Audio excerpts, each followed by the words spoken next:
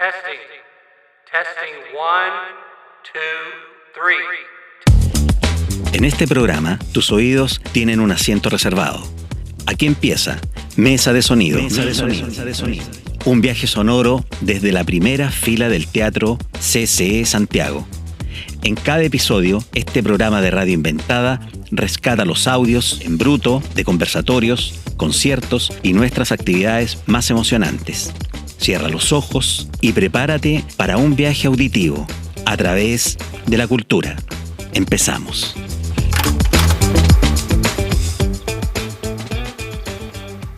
Hola. Bueno, pues buenas tardes, bienvenidos, bienvenidas al Centro Cultural de España. Muchas gracias por venir además en esta tarde lluviosa y fría.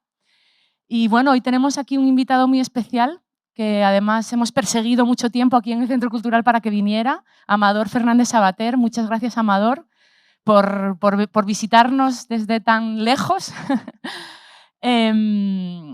Para quien no le conoce, Amador es un investigador independiente, es activista, editor y bueno, podemos decir que es, bueno, le gusta decir que es filósofo pirata.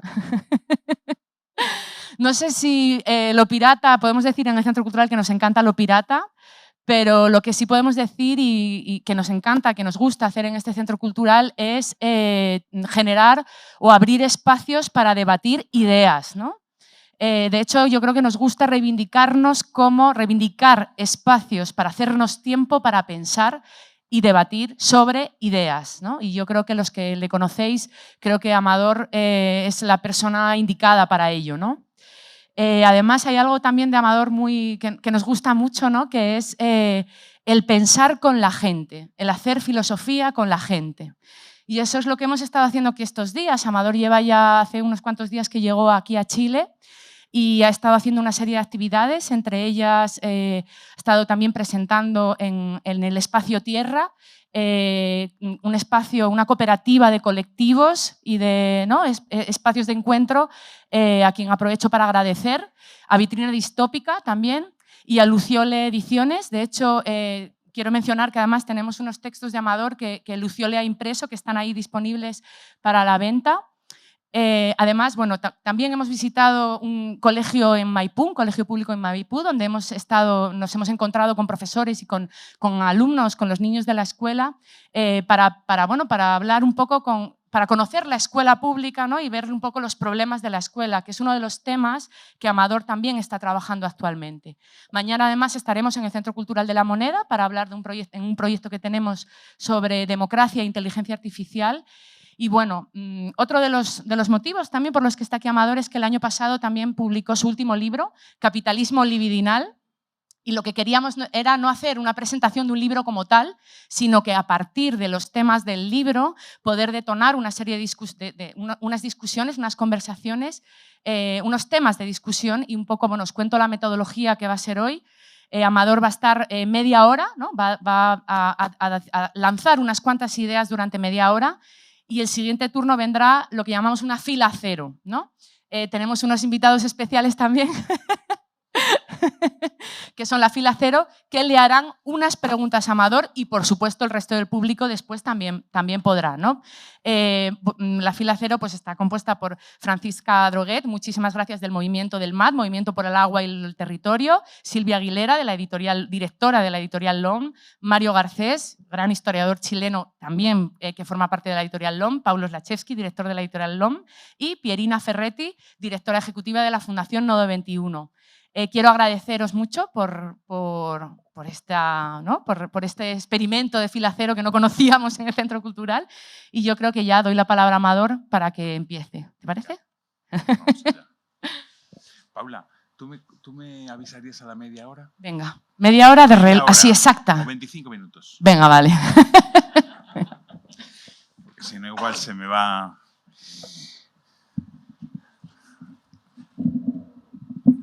Ahí está bien, Joaquín. ¿Se escucha bien por ahí? Bueno, pues nada, muy agradecido, la verdad, al CCE por la invitación. La verdad es que han sido días muy muy ricos también de conversación, de paseos, de visitas también a realidades que me han dado mucho que pensar, como digamos la visita a la escuela de Maipú con los chicos, con los profes. La verdad fue muy impactante para mí y bueno, un gustazo estar aquí, un gustazo compartir este momento de pensamiento, de conversación y bueno, con esta idea, digamos, de que hay unos interlocutores que pueden hacer una pregunta o pueden hacer un comentario, digamos, prolongar un poco lo que se diga en la dirección que quieran. No hace falta que sea una pregunta hacia mí, pues bueno, yo voy a intentar hacer algo un poco acotado en el tiempo para dejar todo lo que podamos, digamos, a la conversación y digamos a la palabra, que circule la palabra. Entonces voy a intentar hacer esto media horita de un planteamiento, digamos, como sintético en muchos puntos y luego damos la palabra a todos y a todas, ¿vale? Bueno, estos días cuando estaba un poco retomando notas para esto de hoy, pues me acordaba de una cita de la Internacional Situacionista, que es un grupo, digamos, de los años 60, muy mítico para mí, digamos, muy importante en la adolescencia, donde estaba Guy Debord y otros, ¿no? Y bueno, tenían una consigna que a mí me dejó marcado y que me parece que, bueno, tenía sentido, digamos, que iniciar con ella la charla de hoy, que ellos decían: la crítica tiene que partir de la insatisfacción, ¿no? Hay que partir de la insatisfacción. Entonces, bueno, me parece potente esta idea, digamos, de hacer de la insatisfacción, del malestar, del síntoma específico de cada época, el motor de la crítica, ¿no? Un malestar que digamos, el propio crítico, la voz crítica, puede encontrar en sí mismo, en su propio cuerpo, en su propia vida, y por tanto hacer de la crítica no un ejercicio abstracto, sino encarnado, ¿no? Una cuestión existencial. Esto lo podemos llamar una crítica sintomática, ¿no? La crítica que parte de un malestar o de un síntoma de la época, ¿no? ¿Qué es el síntoma? ¿Cómo podemos definir el malestar o el síntoma? Pues podríamos decir que es lo que insiste y se repite, lo que mortifica y duele, ¿no? Pero, un poco como nos enseña el psicoanálisis, también trae alguna noticia buena, en el sentido de que, interrogando el síntoma, interrogando el malestar, podemos encontrar indicaciones útiles para el cambio necesario de vida, el cambio que tenemos que hacer, ¿no? Yo creo que aquí podemos ir desde lo más personal a lo más colectivo, eso que duele, eso que se repite y duele en cada uno de nosotros y en lo social, si lo interrogamos, si le prestamos un oído, podemos descifrar también indicaciones útiles para el cambio necesario de vida que hemos de emprender, ¿no? Esto es lo que podemos llamar una crítica sintomática, una crítica del síntoma, una crítica del malestar, ¿no? Bueno, a veces el malestar de la época se puede escuchar en el lenguaje, ¿no? Hay palabras que decimos coloquialmente en conversaciones de lo más común, donde de alguna manera, si aguzamos el oído, podemos escuchar el malestar, cómo se nombra el malestar de la época, ¿no? Y bueno, pues yo os propongo una palabra que a mí me parece que circula mucho y que de hecho apareció también en la escuela de Maipú con las profesoras, ¿no? Y que yo creo que habría que indagar en este síntoma, ¿no? ¿De qué nos está hablando este malestar? ¿De qué nos está hablando este síntoma? ¿No? Es la palabra desbordamiento, ¿no? Desbordamiento. Decimos: estoy desbordado, no tengo tiempo, no llego, no doy abasto, no me da la vida, ¿no? Me parece que aquí hay un malestar distinto al de otras épocas, ¿no? Distinto, por ejemplo, al malestar de la represión. El malestar del desbordamiento sería distinto al malestar de la represión, ¿no? Y este desbordamiento es, bueno, de alguna manera como si hoy la vida no bastase como si no fuese suficiente, como si no alcanzase, como si se viese tensada, estresada, forzada por otra cosa, constantemente sobrepasada, ¿no? Por desbordar, ya no se basta a sí misma. No alcanzo, no llego. Y este es el malestar por desbordamiento. Vale.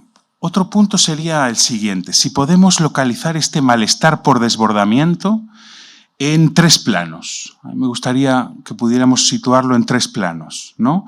El plano personal o psíquico, el plano de lo social, el plano del vínculo y el plano terrestre, digamos, de relación con la Tierra, ¿no? En el plano personal o psíquico,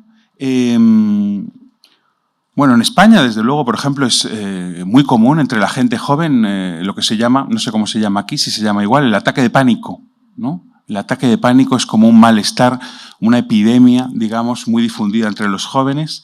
Y ya sabéis lo que, bueno, los que lo habéis conocido o lo habéis experimentado, digamos que es ese momento también en que uno se siente morir y se siente que el cuerpo está disparado y hay algo que, digamos, sobrepasa el cuerpo, ¿no? Se pierde la capacidad de respirar y algo sobrepasa el cuerpo, ¿no?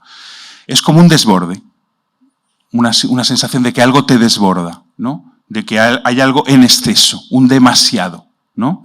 Y algo que se siente en el cuerpo. Este malestar, este síntoma, está siempre situado en el cuerpo, ¿no?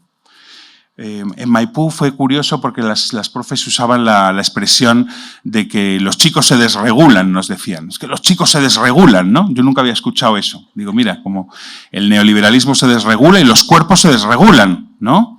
Y no hay posibilidad de contenerlos, decían, ¿no? Entonces me parece que estaban hablando de ese desbordamiento en los propios cuerpos. Hay una desregulación, ¿no? Los chicos se desregulan.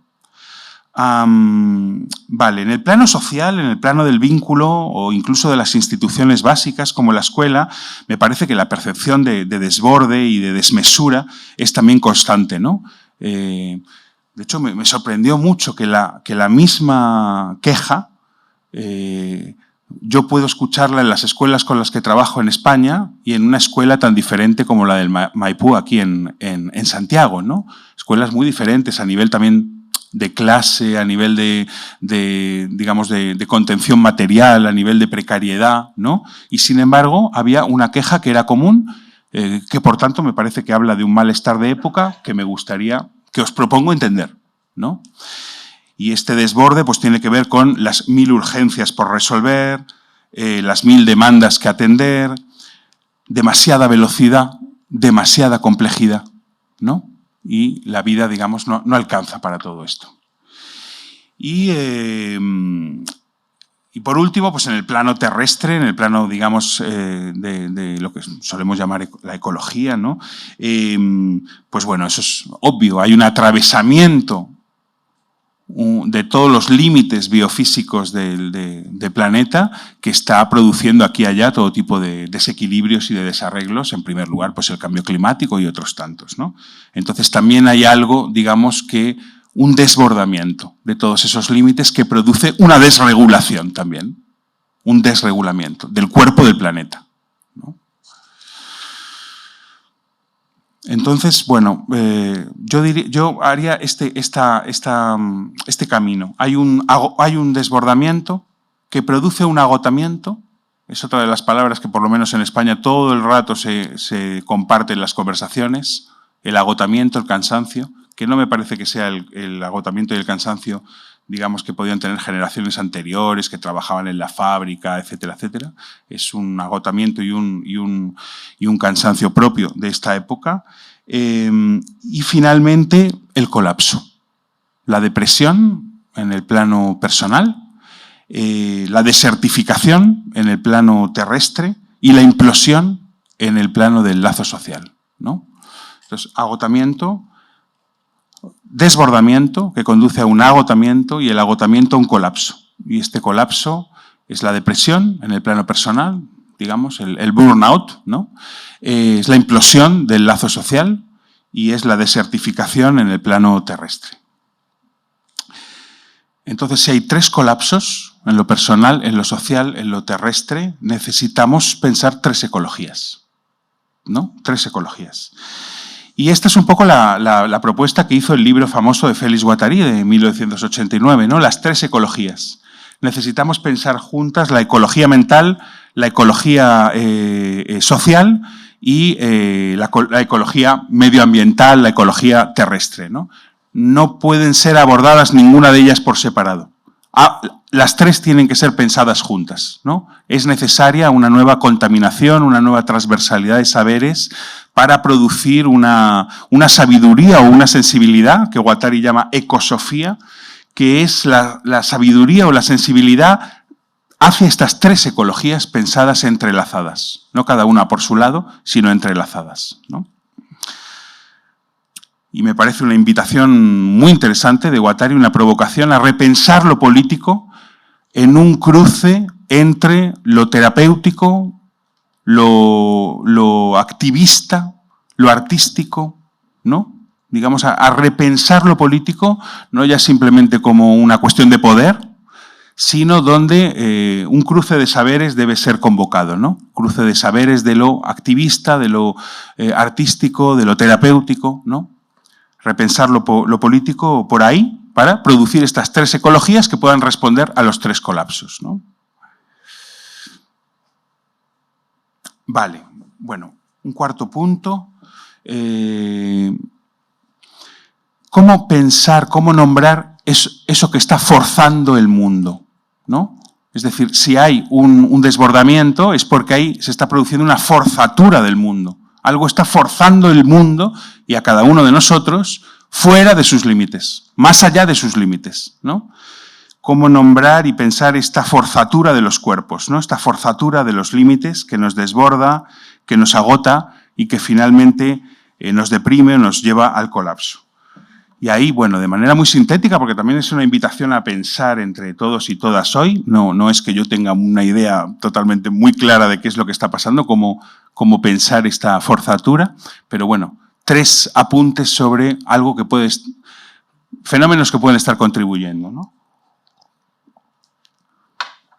Yo creo que por un lado un mandato de rendimiento, el mandato de rendimiento constante, ¿no? Acompañado de políticas de precarización de la vida, ¿no? De recorte, de ajuste, de austeridad, de privatización.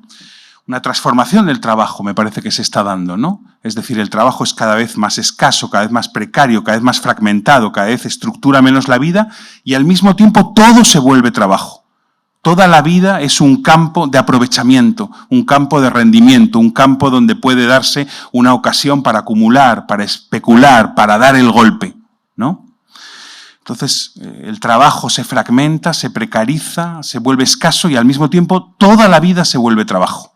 Toda la vida se vuelve la ocasión para, digamos, ese rendimiento, ¿no? Hay que sacar petróleo de cada situación. Por otro lado, la cultura tecnológica dominante es una cultura tecnológica que nos dice que todo debe funcionar, ser operativo, resolver, que hay una solución tecnológica para todo, ¿no? Para cualquier problema de la vida puede haber una solución tecnológica, ¿no?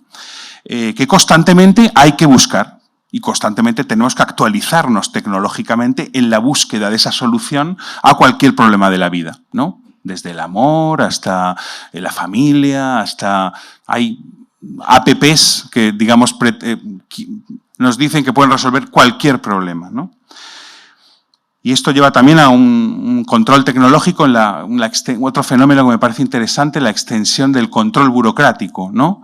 Como el neoliberalismo, que supuestamente era lo contrario de la burocracia, ¿no? Nos iba a librar de la burocracia, supuestamente, se ha convertido en el dominio por excelencia de la burocracia, ¿no? Ayer en la escuela de Maipú también nos dijeron, bueno, la cantidad de informes que tenemos que presentar, evaluaciones, informes de los informes, evaluaciones de las evaluaciones, nos quita todo el tiempo posible para escuchar a los chicos, para estar con los chicos, para acompañar a los chicos, ¿no?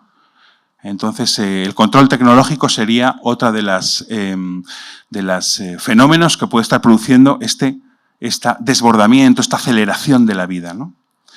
Y por último, el último fenómeno que yo quería apuntaros es que ese mandato de productividad, de competitividad, de rendimiento ha pasado dentro de nosotros mismos. Hay un enganche libidinal, ¿no? De ahí un poco la cuestión del capitalismo libidinal, a estas dinámicas de rendimiento, de competitividad y de productividad, ¿no? Es decir, que gozamos con lo mismo que nos hace sufrir. Vibramos con lo mismo que luego nos hace sufrir, ¿no? No es que simplemente seamos víctimas de dinámicas exteriores, sino que hay un enganche de nuestra libido a eso mismo que nos hace sufrir. Y por lo tanto somos hámsters en la rueda, que aceleramos, digamos, aquello mismo que nos vuelve locos, ¿no? Mientras que en el capitalismo, en el pasado, pues digamos, lo que imponía más bien era una renuncia al cuerpo, ¿no? El cuerpo era, en fin, algo que, bueno, a lo que había que renunciar, ¿no? Digamos, en trabajar en una fábrica, pues era renunciar, digamos, al cuerpo, a la creatividad, a la relación, a lo erótico del cuerpo, ¿no? Hoy, digamos, ya no se obliga a esta renuncia al cuerpo, sino a un mandato que podemos llamar el mandato de siempre más, ¿no? Cada uno de nosotros tiene la libido enganchada a un mandato de siempre más, ¿no? Siempre se puede hacer más, siempre se puede ser más, siempre se puede gozar más, ¿no?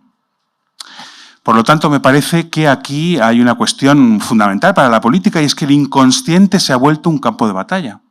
El inconsciente se vuelve campo de batalla.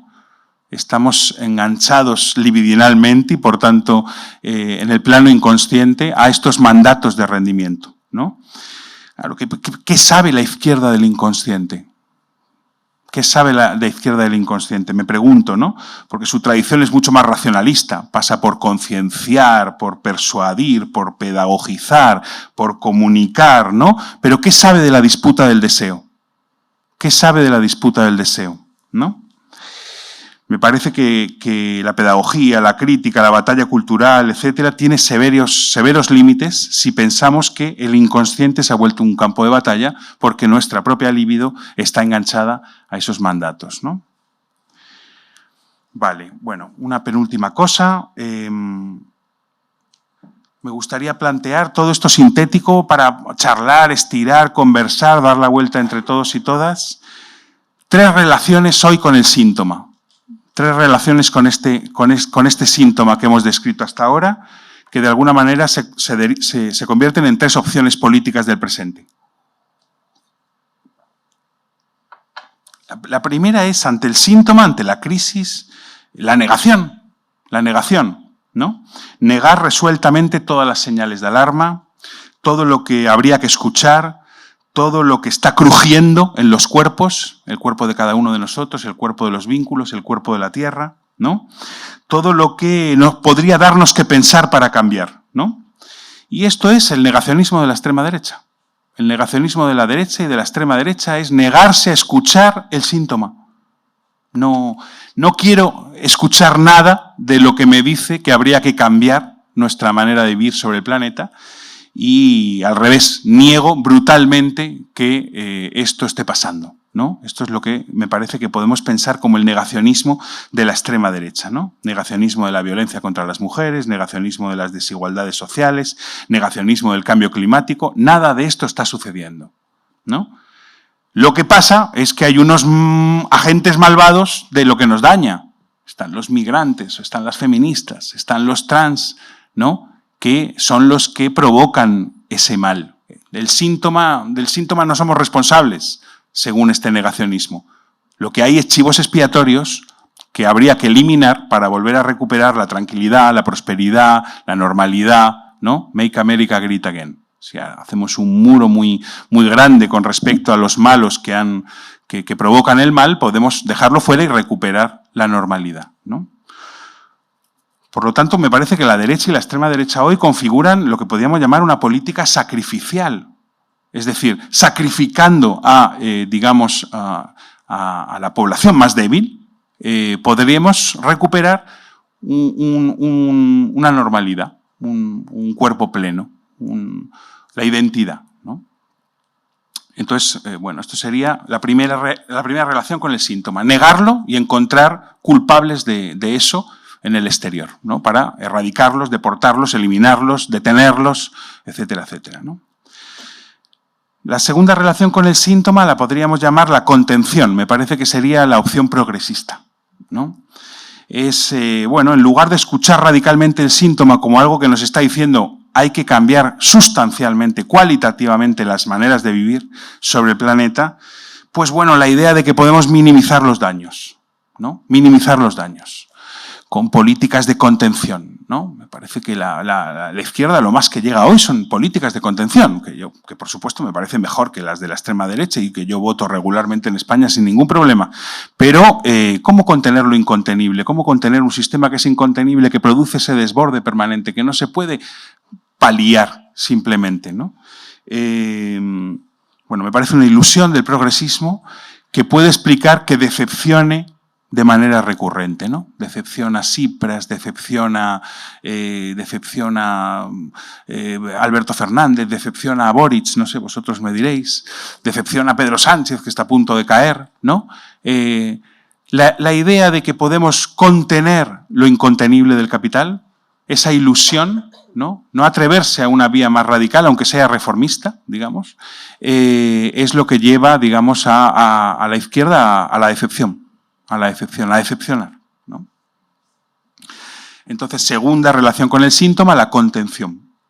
Y habría pues una tercera relación con el síntoma, que sería la que me parecería que podría llevarnos, digamos, a un camino de transformación, que sería la escucha radical del síntoma, escucharlo radicalmente, interrogarlo radicalmente, descifrar qué nos está queriendo decir, qué es lo que hay que cambiar, para precisamente emprender un trabajo de transformación.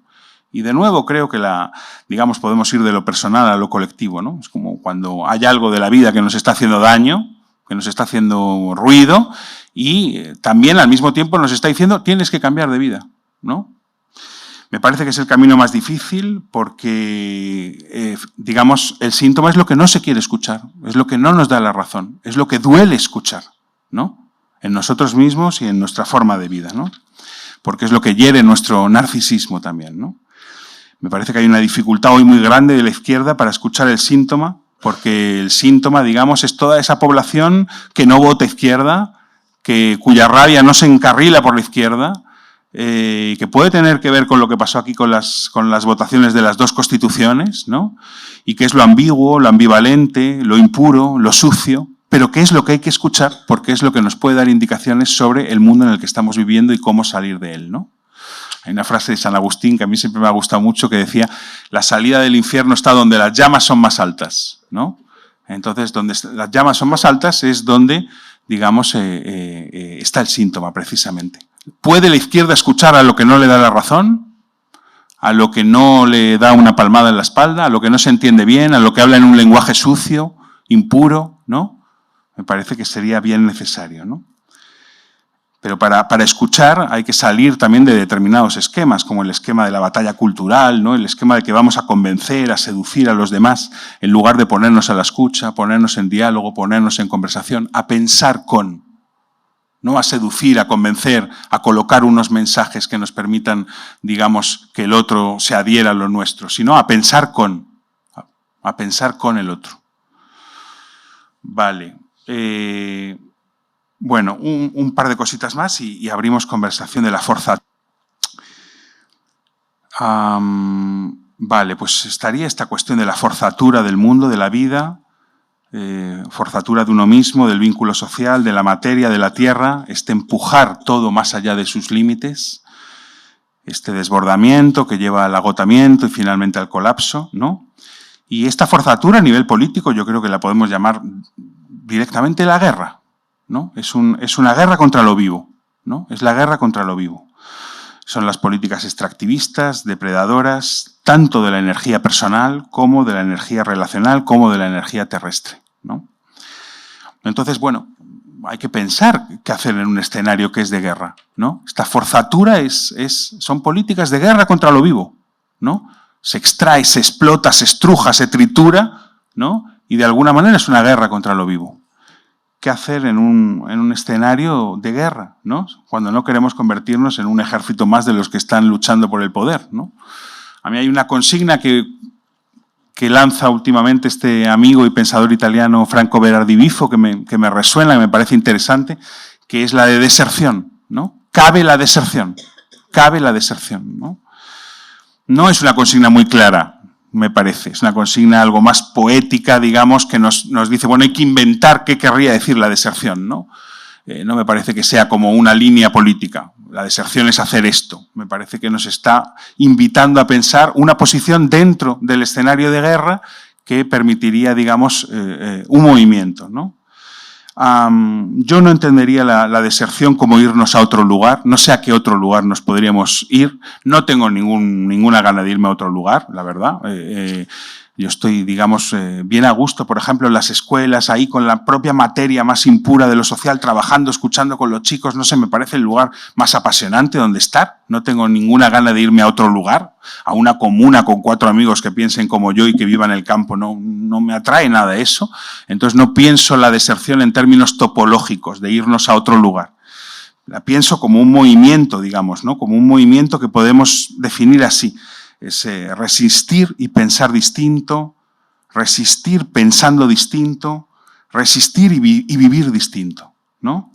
Es decir, por un lado, el movimiento de poner límites a estas políticas de devastación, de guerra, de forzatura de la vida, ¿no? ¿Cómo podemos poner límites, ¿no? Poner límites a este estrujamiento del cuerpo, ¿no? Parece que hay todo un desafío político hoy en cómo inventamos manera de poner límites a los poderosos, en un mundo en el que parece que los poderosos se han desenganchado de cualquier posibilidad de que se les pongan límites, ¿no? Hay manifestaciones y no se tienen en cuenta, simplemente se sigue igual, ¿no? Entonces me parece que tenemos un desafío de imaginación política de cómo inventar los medios, como en el pasado, la huelga, etcétera, etcétera, maneras de poner un límite, hasta aquí, ¿no? Para proteger precisamente lo que amamos, el cuerpo de la vida que defendemos, ¿no? Y por otro lado, sería un movimiento de sustracción, ¿no? Un momento de interrupción, de poner límites y luego de sustracción, de vivir distinto, de experimentar otra relación con el mundo, ¿no? De vivir según, digamos, pues otros valores en otra relación con el propio cuerpo, con digamos, demás y con la tierra, ¿no? Bueno, y por último, tenía aquí un apunte, digamos, me gustaría hablar por último digamos, de amor, ¿no? Si se puede mezclar la cuestión del amor y de la política, ¿no? O si no queremos hablar de amor, del eros, por lo menos, ¿no? Hay una frase de Freud que está en El malestar de la cultura y que también me interroga mucho, que él dice, solo eros puede sujetar a la pulsión de muerte, ¿no? Es decir, precisamente como es el inconsciente el campo de batalla, el inconsciente no escucha razones, no se deja pedagogizar, ¿no? Comunicar, persuadir por buenas razones que te expliquen cómo está el mundo y que vamos hacia un desastre. El inconsciente no está escuchando razones, ¿no? La pulsión de muerte no está escuchando razones, las tendencias de destrucción no escuchan razones, pero sí pueden dejarse, digamos, cambiar por amor. Entonces me parece que es una frase muy poderosa para pensar políticamente, ¿no? ¿Cómo podemos experimentar otra relación con el mundo que no sea de forzatura, de forzarnos a nosotros mismos, de forzar el vínculo con los demás, de forzar la tierra, sino una relación de cuidado, ¿no? De cuidado. ¿Cómo entender este eros o este cuidado? Me parece que, o yo cómo lo entiendo, cómo entiendo el amor, tiene que ver con digamos, lo que permite un cuidado sensible y en interioridad con algo singular, con algo finito, con algo, digamos, con algo limitado, ¿no? Singular, finito, ¿no? Suficiente. Es decir, el amor no estaríamos pensándolo aquí como el amor de pareja, el amor sexual, etcétera. También puede pasar por ahí, pero con una relación con el mundo, una relación con los demás, con los hijos, con los animales, con las plantas, con el mundo. Una relación que es en interioridad con algo concreto, con algo limitado, con algo situado, ¿no? Me parece entonces que el amor es precisamente la posibilidad de una relación no violenta, no extractora, no depredadora con el mundo, porque se relaciona con esto concreto que quiero cuidar, una potencia que quiero cuidar, ¿no?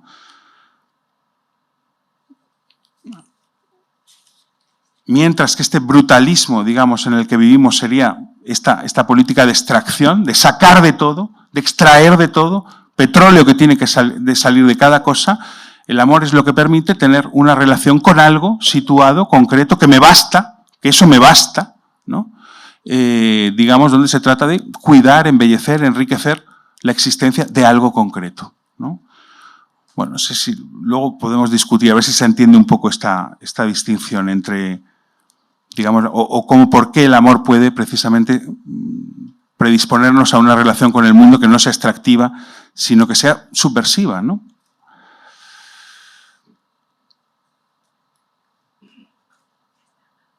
Vale, venga, pues ya está. Entonces me quedo aquí y pasamos a conversar estas cosas. Muchas gracias.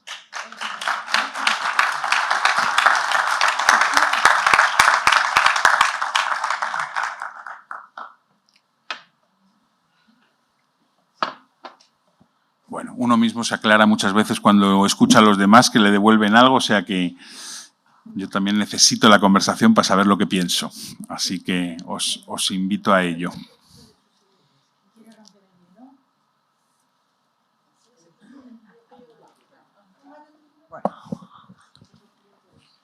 Sí, yo no tuve posibilidad mucho de pensar previamente, así que casi reacciono a lo que te he escuchado, digamos, ¿no? Quedé con dudas sobre el síntoma inicial. Porque pareciera que el síntoma, sí, es verdad, pero aparece un poco descontextuado, como que me falta contexto. Es decir, el síntoma está, el desbordamiento como rendimiento, como presión, como, en fin, eso parece que no hay duda. Sin embargo, no se define el contexto y me da la impresión que el contexto no es solo el sentido neoliberal, que podría ser una respuesta fácil, digamos, ¿no? Sino que es una suerte de nihilismo social, digamos. No hay... Hago todo esto, vivo de este modo, pero en un contexto donde no hay sentidos compartidos, no hay proyectos en común. Estoy solo. Y por lo tanto en el límite del rendimiento. Entonces el pánico es el momento en que ya la soledad, frente al exigente rendimiento, el sujeto solo colapsa.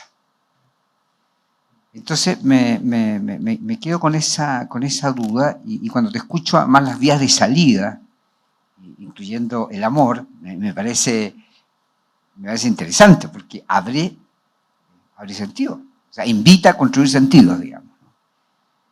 Entonces, si hubiera que graficarlo de un modo muy amplio, ¿no? Cuando pasa todo lo que pasa en Gaza, está todo desfondado, no hay nada. No hay ninguna referencia valórica, no hay Estado de Derecho, no hay derecho internacional, en fin. Hay muchos campos en los cuales no hay nada. Cuando uno escucha a Trump es igual a sí mismo. Es la expresión de su voluntad. ¿Ya? Y puede mentir públicamente, no importa. En fin, no.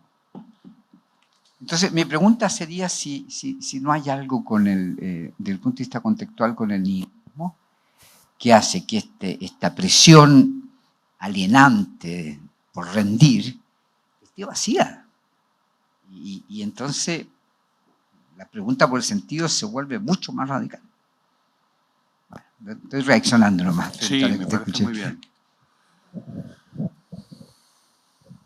Hola. Bueno, desde algunas reflexiones, que lo que me parece muy potente, Amador, ya nos sucedió la vez pasada, que quizás con otras palabras, porque igual creo que el contexto latinoamericano nos hace nominar muchas de estas cosas con otros términos, pero que estamos dialogando.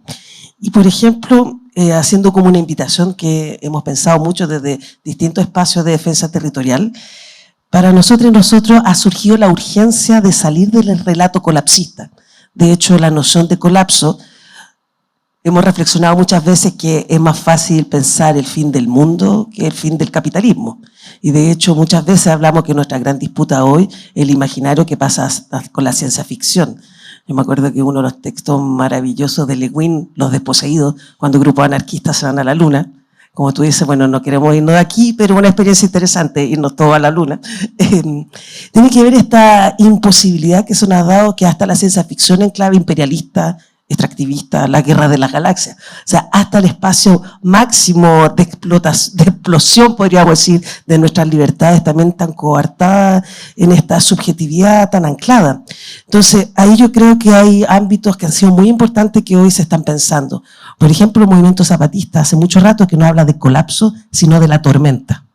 La tormenta te puede matar, la tormenta te puede inundar, la tormenta puede terminar con pueblos, pero en la tormenta hay posibilidad de refugio, y eso encuentro hermoso. Y ellos plantean, hoy lo que tenemos que construir es el refugio hasta, podríamos decir, a este monstruo capitalista y salir del relato colapsista, porque muchas veces el colapso nos impide ver otros horizontes. Entonces yo invitaría como a pensar esos distintos refugios que vamos construyendo en estos distintos niveles, a nivel político, personal, colectivo y también en relación con la tierra. Otro elemento que también hablamos mucho es un ejercicio de ucronía. ¿Cómo sería así? Hicimos hace unos años un encuentro de ucronía. ¿Cómo sería el mundo sin la explotación del petróleo? Y fue un ejercicio muy interesante porque la ucronía era ¿qué hubiese pasado si la energía mundial no se hubiera basado en la explotación de los fósiles, el gas, el petróleo? Y pareciendo una función como de imaginación, nos daba los horizontes posibilidades de futuro. ¿Cómo pensar el tema de la energía? Y ahí, por ejemplo, en México han colocado el concepto de la energía de los pueblos, que no tiene nada que ver con las falsas soluciones o ecocapitalismo de los parques eólicos, fotovoltaicos, sino cómo vamos produciendo energía barrial, local, desde lo urbano y desde lo rural. Entonces me parecía interesante también que la ucronía, como si no existiesen estas condiciones de explotación, al mismo tiempo dan condiciones de emancipación. Y muchas veces no hacemos el ejercicio, porque estamos todavía en el horizonte de la utopía. Entonces nosotros trabajamos harto la noción de la ucronía. Luego, por eso digo que siento que tenemos muchas cosas que nos van uniendo. Hablamos hace mucho tiempo de la disputa del tiempo.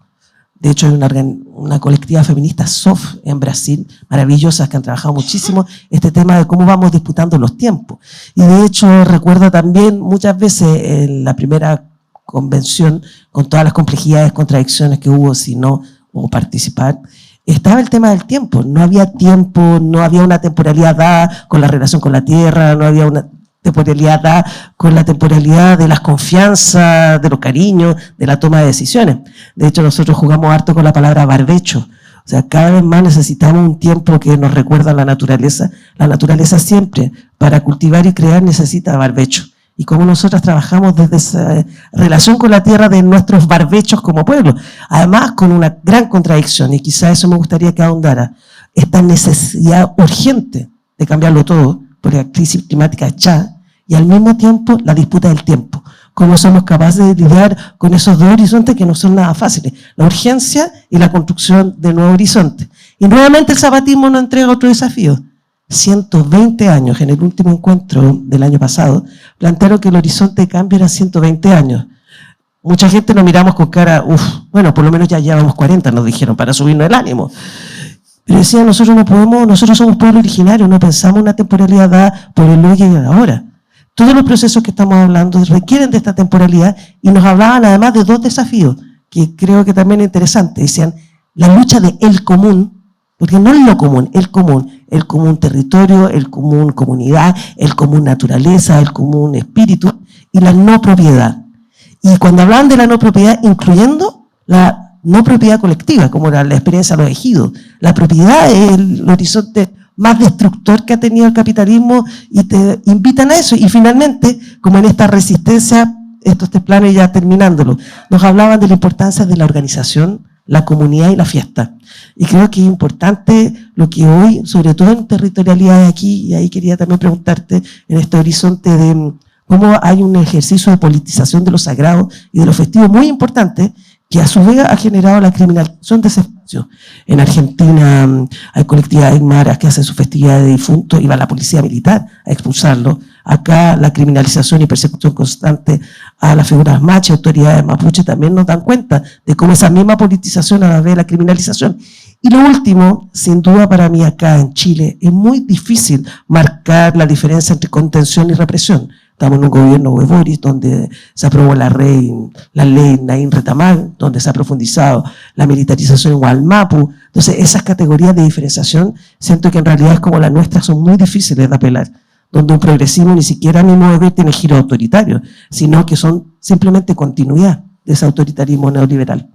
Gracias, fue un poco largo, pero fue, bueno, parte de las reflexiones que surgen con tu habla. Gracias.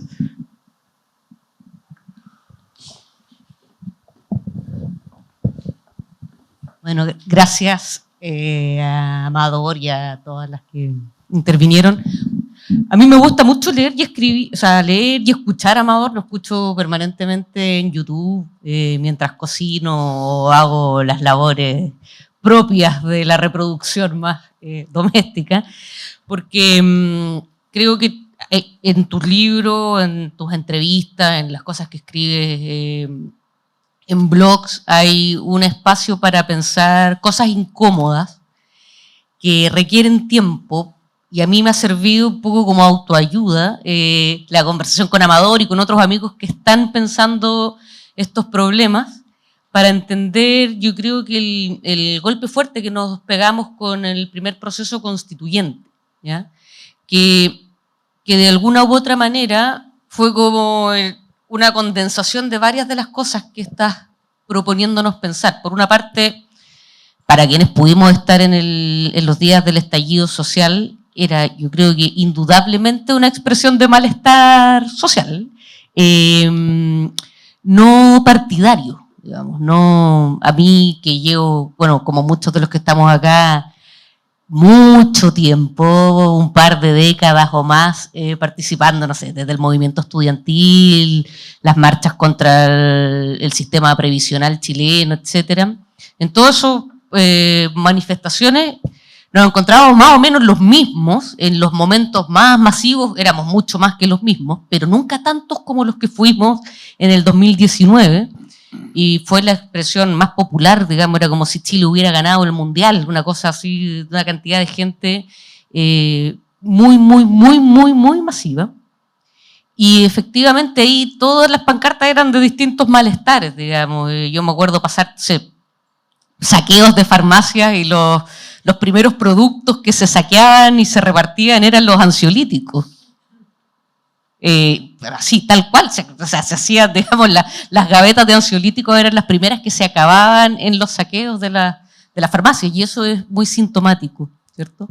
Y yo que me siento parte de todos los sectores que estuvimos después en la primera convención, yo creo que hubo y lo hemos conversado nosotros, digamos, hubo un hiato, una separación entre ese malestar expresado y la traducción que las izquierdas en sus diversas familias hizo de ese malestar. Y yo creo que en eso seguimos teniendo un problema grave de traducción, digamos, de los malestares que nos aquejan, y que aquejan sobre todo a los sectores más amplios, a los sectores populares, y su traducción política. Yo creo que ahí, de todas las cosas que has dicho, lo que a mí más me interpela es eso. Es como, hoy día en una entrevista en una radio decía, yo me hago la misma pregunta, digamos, ¿por qué la gente no es que se vuelva de derecha, pero un poco sí, vota por la derecha, como que empieza a desarrollar un odio muy visceral a algunos sectores de la sociedad o algunos tipos sociales como los migrantes,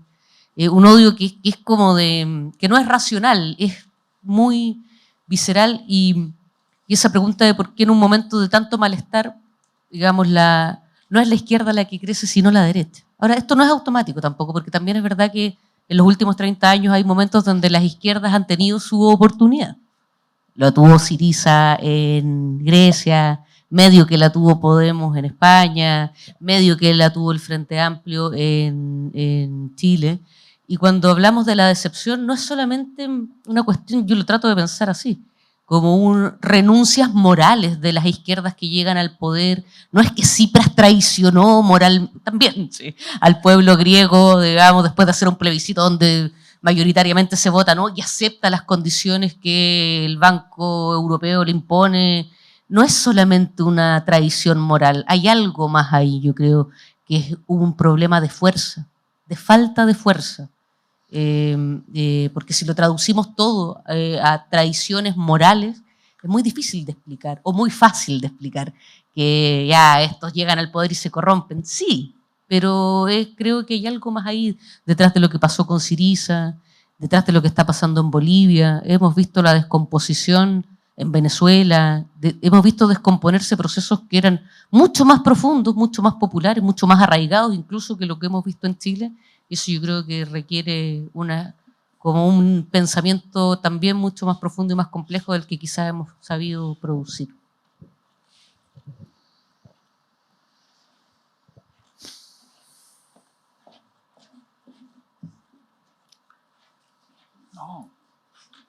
No, sí, dale, mía. Bueno, muchas gracias. Una alegría escuchar a Amador y escuchar a las compañeras, a los compañeros. Yo pensaba en esa noción del malestar de Pirina, ¿no?, que comentaba recién. Creo que había mucho malestar en la revuelta, pero no era solo malestar. Lo que hacía que hubiese continuidad en la revuelta también era mucho deseo, ¿no? Y era el deseo a que algo se ponía en suspenso, ¿no? La cotidianidad, una realidad, algo ahí. Entonces creo que a la luz de esa noción, ¿no?, de que algo se ponía en suspenso, habría que pensar si es que estos proyectos de izquierda tenían o son capaces de contener deseos o no. Yo creo que uno de los problemas justamente, y ahí también es difícil seguir llamando izquierdas, ¿no?, o derechas, habría que pensar en nueva imaginación política también para nombrar, ¿no? Y lo que sucede es que no hay disputas intelectuales ni políticas. Pareciera que la política se ha convertido en pura administración, ¿no?, que la democracia solamente más bien es un gesto tecnocrático, ¿no? Entonces, ¿cómo tratar de tomar nociones nuevas y ejercicios como los que también Pancha nombraba, que son a lo mejor más pequeños, más localizados, para poder imaginar una política que no sea solo el deseo de destituir todo, sino también cómo poder organizar una cotidianidad y una política y que sea diferente, ¿no? Y ahí yo creo que hay que pensar más en el anarquismo también para inspirarse. Bueno, gracias también, muy interesante y enriquecedor. Mi consulta, mi pregunta o la idea de reflexionar un poco, que cada vez más claro que las redes son controladas por pequeñas oligarquías profundamente conservadoras, algunas casi neofascistas, digamos, y que estas redes no son neutras en cómo pasa la información y cada vez estas inciden más, y pese a en lo que la gente piensa, cómo la gente se informa, y pese a ello también a la par, cada vez más la política se hace a través de estas redes. Y buena parte de nuestra vida pasa por estas redes. Si uno ve en el metro a la gente, es brutal. Y estas redes también permiten círculos alternativos que convivan entre ellos y parece que la gente con quien está, todos piensan diferente y total libertad, todo eso. Pero en ese contexto, donde al final claramente domina cierta mirada de mundo, en ese contexto, cómo construir vínculos políticos sociales que potencien opciones mayoritarias, y si no solamente estos pequeños círculos alternativos, digamos, en favor de un horizonte más justo y humano, de que potencien esos cuidados de uno mismo, de los vínculos y de la tierra.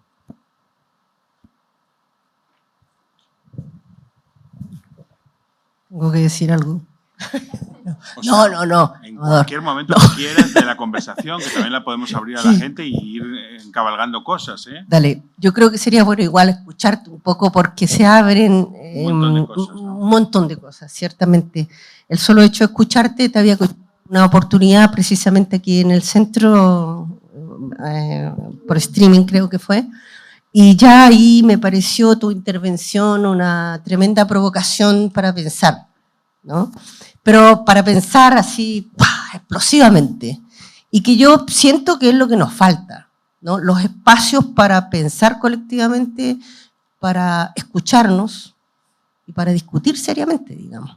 O sea, y eso me pasa hoy día de nuevo. O sea, te escucho a los compañeros y se abre esto en múltiples direcciones, en donde me identifico, me provoca y me interpela, ¿no? Pienso, cuando hago esta conexión de lo que escucho, y hoy día en la mañana estuve con un compañero que había sido compañero del trabajo, y me comentaba que tenido que él era de origen profesor de castellano y había tenido que irse a trabajar, había dejado de trabajar después de la pandemia, no quería seguir trabajando, pero claro, la vida y la exigencia del cotidiano, empezó a buscar trabajo, ya bastante mayor, y se fue a hacer clases a Renca, ¿no? Primero en medio.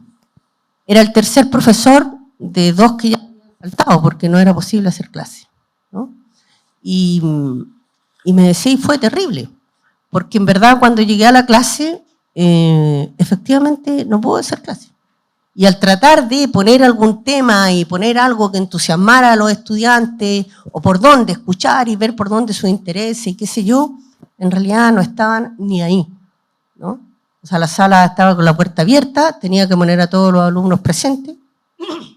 Estos salían, se acostaban en el pasillo a tomar el sol, otros se juntaban y las chicas se maquillaban, qué sé yo, y el profesor no existía en verdad, ¿no? Y cuando entró en una relación personal, digamos, con algún estudiante, tratar de poder entender, ¿no?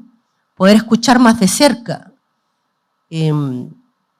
La mayoría de ellos lo único que quería era salir rápido de ahí, de la escuela, porque en realidad le redituaba más ser soldado de la droga o trabajar en la feria con sus padres, ¿no? O hacer otra cosa, pero el menor interés era estar ahí. No había ni un sentido y no había nada que relación los pudiera enganchar, ¿no? A un vínculo, a una relación, a una posibilidad de construir algo juntos, ¿no? Después me contaban, tenía tercero y cuarto medio, que ahí logró un poco más y trató de engancharse con otro profesor que hacía historia y en una actividad colectiva les pidió hacer un diario, un periódico. Y un periódico de su vida cotidiana, de su población, de dónde vivía. Bueno, nadie hizo el periódico. Entonces, ¿pero por qué? No, porque no podían hablar de su comunidad. Precisamente. Por nuevamente estaban sus zonas, sus sectores estaban tomados por la droga. Entonces, pero trata de, no sé, cámbiale los nombres. Imagina otra cosa. No, todos bloqueados. Bueno, tampoco fue posible hacer ese diario que podría haber sido un hilito por donde tirar el entusiasmo y el involucramiento.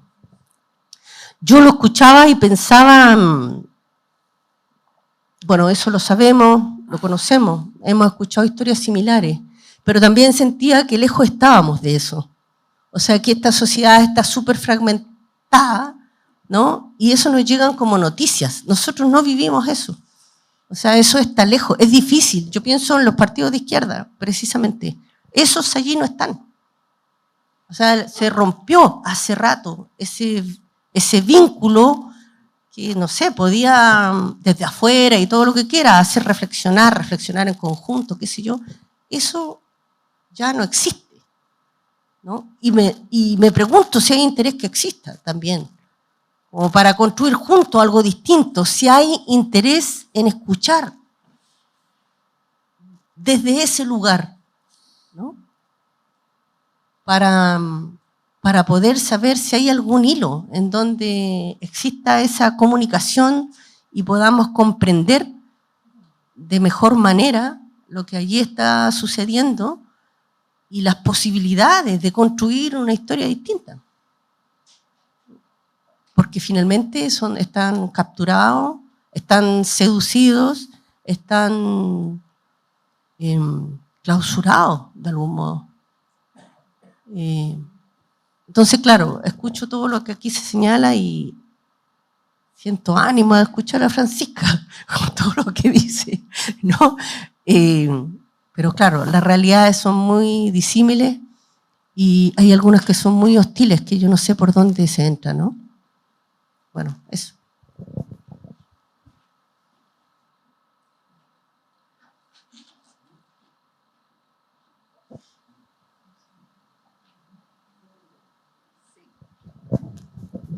Hola, buenas noches. Sí, aquí.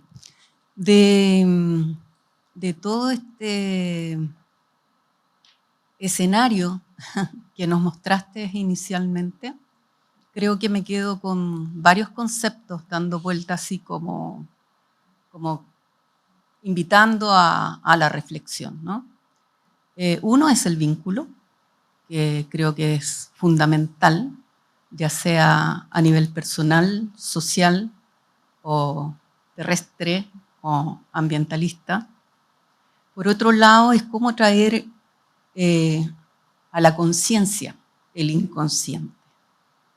Y de qué manera también podemos entender la caída de una ilusión y una realidad en la que hoy día nos enfrentamos todos. Entonces, yo creo que el proceso a nivel país que hemos vivido, y se podría decir perfectamente a nivel de continente latinoamericano, nos ha marcado y nos ha dejado huella a cada uno de nosotros. Y son 50 años de pensar de una manera que no era de esa forma, pero que ha ido como socavando la historia personal y también la descomposición a nivel social e institucional de nuestro país y del globo en su conjunto. Entonces, cuando hablamos del malestar de la cultura, ¿de qué malestar estamos hablando? ¿Cuál es el síntoma por el que nosotros tendríamos que estar atentos a esa escucha? ¿Qué deberíamos estar escuchando en este minuto? Estar escuchando tal vez casi una paranoia a partir de cómo nos llega la información y cómo nos manipulan y cómo se va desarrollando esta otra forma de esclavitud en el que estamos atrapados, la gran mayoría. O sea, si hay un análisis así simplemente superficial de los ámbitos que nos atraviesan a toda una sociedad, podríamos decir que un 10% es el que se beneficia de lo que debiera ser el beneficio para todos. Vamos a educación y esta es la descripción de lo que ocurre en muchos establecimientos educativos a nivel del país. Vamos a salud y es ese el escenario que tenemos todos los chilenos en ese aspecto. Entonces, cuando dices hay que plantearse una alternativa y una manera distinta de pensar, entonces ya no nos sirve de la forma en que nos estábamos organizando o estábamos organizados. Hoy día, si esto no se hace intersectorialmente, es imposible buscar soluciones a los problemas tan complejos como los que tenemos o en los que estamos. Es eso lo que pasó. Vamos a, para revehicular el diálogo, pasar la pelota a ese lado y vamos a retomar las palabras que están pendientes a continuación. ¿Te parece, Amador? Bueno, o sea, no porque hay muchas ideas. No esperéis ninguna respuesta de esta cantidad de cosas, es decir, me doy con un canto a los dientes, como decimos en España, si logro agarrar un hilo en el que se puedan insertar el mayor número de intervenciones posibles para continuar la conversación. No voy a ir diciendo lo que se me ocurre de cada una de ellas. Me parece que son temas, digamos, que se abren, que me superan ahora mismo, pero a ver si, digamos, logro rebotar algo para seguir pensando, ¿no? Y bueno, digamos, también uno piensa desde donde está y también después de la disolución, digamos, de todo lo que fue el movimiento 15M y toda esa energía y todas esas ilusiones, pues yo me veo ahora, pues digamos, en ese trabajo en las escuelas, ¿no? Donde yo estoy atento a dos cosas, me parece, ¿no? Con los chicos, en el vínculo con los chicos, al malestar y a los sueños, digamos, ¿no? El malestar y los sueños, ¿no? Además, de hecho, intento trabajar con los chicos y con las chicas esta cuestión del malestar y los sueños, ¿no? El malestar, no por ninguna gana, digamos, en fin, de dar vueltas a esto que nos hace daño, sino que me parece que el malestar tiene una energía de transformación potencial si sabemos escucharlo, interrogarlo, relacionarnos con él, en el sentido que nos hace preguntas sobre la vida que llevamos. Lo subversivo es lo que nos hace preguntas sobre la vida que llevamos, preguntas en el cuerpo, ¿no? Lo que nos pone en crisis, lo que nos duele, lo que nos daña, lo que nos interpela, lo que nos convoca es algo que nos hace una pregunta sobre cómo estás viviendo. El malestar, digamos, te pone esa pregunta y no te la puedes quitar. Luego puedes, a ver qué haces con el malestar. Hay una cantidad de pastillas que puedes tomar, una cantidad de mindfulness que puedes hacer, una cantidad de anestesias, ¿no? Una cantidad de chivos expiatorios contra los cuales redirigir el malestar, pero para mí el malestar es subversivo porque impone una pregunta sobre el sentido, ¿no? El sentido de la vida, el sentido de lo que es estar juntos, el sentido de lo que es la felicidad, el sentido de lo que es una vida buena, ¿no? Entonces, el carácter subversivo del malestar pasa por ahí.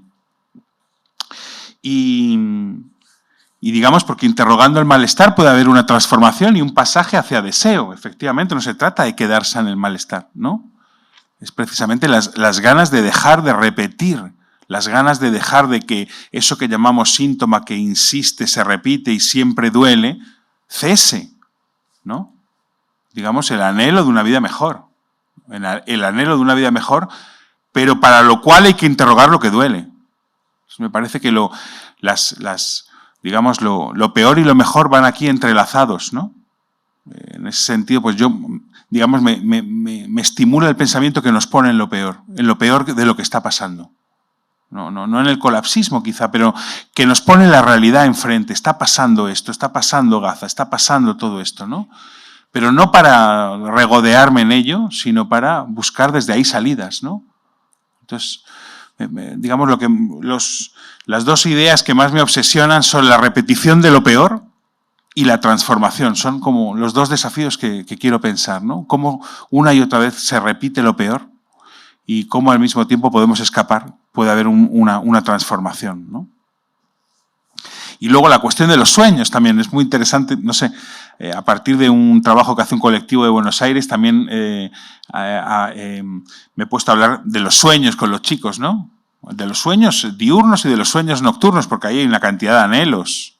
Ahí está también la infelicidad y está también lo que se desea, ¿no? Es muy interesante hablar con los que se sueña, ¿no? Porque, bueno, ahí están también lo que se querría, las imágenes de placer, de felicidad, de lo que podría ser otra vida, ¿no? Y dan bueno, el otro día le contaba a Paula también que hablando con ellos, bueno, les preguntaba, pero bueno, esto de los sueños, ¿qué son, no? Eso que nos pasa por la noche, por ejemplo, ¿qué son, no? Y daban definiciones bien interesantes. Había una chica que me decía, son los asuntos pendientes, ¿no? Y yo, qué buena definición, los asuntos pendientes, ¿no? Es decir, lo que hay que seguir pensando, lo que hay que seguir interpretando, lo que hay que seguir elaborando. Son los asuntos pendientes, es algo que te está inquietando, ¿no? Es verdad que en las escuelas, pues ahora yo encuentro cómplices en los profes, en las profas, pero estoy más o menos solo políticamente, ¿no? Es decir, que podemos hablar de que ha habido una desertificación de la izquierda de los lugares de la vida. Y ese es el problema. Digamos, esta idea de que toda la batalla política es una batalla en la comunicación, una batalla en TikTok, una batalla en Instagram, una batalla en los de la radio convertidos en las tertulias de radio convertidas en platós de televisión, se ha abandonado, digamos, bueno, que la izquierda tuvo fuerza cuando lograba abrir espacios de vida, donde la comunicación era con el cuerpo, era el vínculo, ¿no? Entonces parece que hoy la batalla es saber quién coloca el mensaje más seductor al electorado pasivo, ¿no? O a la audiencia o al espectador. Pero, digamos, si me parece que la izquierda tuvo fuerza en el siglo XX es porque abrió espacios de vida compartida, ¿no? en el caso de España, pues toda la tradición de Ateneos, de casales, de centros sociales, etcétera, donde la comunicación estaba ahí, ¿no? Entonces, ayer en una radio que me llevaron, también convertida en plató de televisión, o sea que ya vas a la radio y vas sin peinar, pero no, luego te dicen, no, ojo, que esto es imagen, ¿no? Y dices, vale. Y entonces me decían, bueno, pero hay que responder a todo lo que va pasando, ¿no? Y esta cuestión del tiempo, ¿no? El tiempo de la batalla. Y a mí se me ocurrió traer la imagen de la guerrilla, ¿no? Ha habido, es decir, pensando en la cuestión de las fuerzas que traía Perina, ¿no? Cómo ha habido en la historia veces en los que los débiles han tenido la fuerza capaz para resistir y vencer a los fuertes, ¿no? ¿Cuál es la fuerza de los débiles? Es una pregunta para mí políticamente vital. ¿Cuál es la fuerza de los débiles? Que no pasa por copiar la fuerza de los fuertes, sus armas, su dinero, sus tecnologías, sus ejércitos. ¿Cuál es la fuerza de los débiles, ¿no? Y la fuerza de los débiles me parece que siempre en el caso de la guerrilla ha sido ser uno con la población, como pez en el agua, decía Mao. Nosotros lograremos vencer al invasor porque somos uno con la población, estamos como pez en el agua, ¿no? Entonces, ahí ha perdido la izquierda algo, al desertar, en el sentido peor de la palabra, de los espacios de la vida, de las escuelas, del trabajo, de los barrios, etcétera, ¿no? Y pensar que toda batalla es una batalla puramente comunicativa en platós de televisión que lanzan mensajes a una audiencia, digamos, aislada en su casa, ¿no? Tiempo también. Entonces la guerrilla me parece ahí una imagen interesante porque es la imagen, digamos, que abre otro tiempo también. La guerrilla gana porque se niega a pelear la batalla que le pone el adversario. La batalla a todo o nada. Dice, sal a campo abierto y batallemos a todo o nada. Y la guerrilla dice, no, me retiro y abro mi propio tiempo. La guerrilla es fuerte porque inventa su propio tiempo, su capacidad de durar, como en el caso de los zapatistas también, ¿no? Se pueden hacer incursiones fugaces, pero se trata de inventar el propio tiempo, abrir el propio tiempo, poner el tiempo de tu lado y no jugártelo al tiempo de la batalla a todo o nada que propone siempre el adversario, ¿no? Bueno, algo sobre esto, el tema de sueños, negatividad, escuelas, malestar, guerrilla, fuerza. En fin, para seguir un poco la conversación. Había más palabras por ahí.